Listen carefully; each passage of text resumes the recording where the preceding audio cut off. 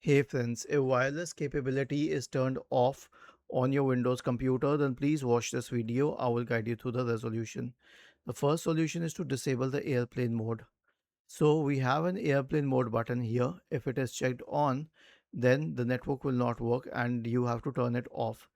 Even after turning it off, you will have to wait for a few seconds and up to a minute for the adapter to turn on and the Wi-Fi to start working.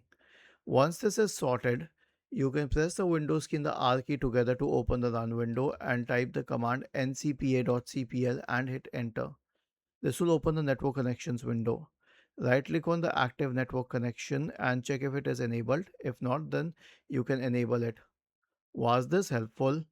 If yes, then please subscribe to the channel. If not, then let us know in the comment section of the video on how we could help you further.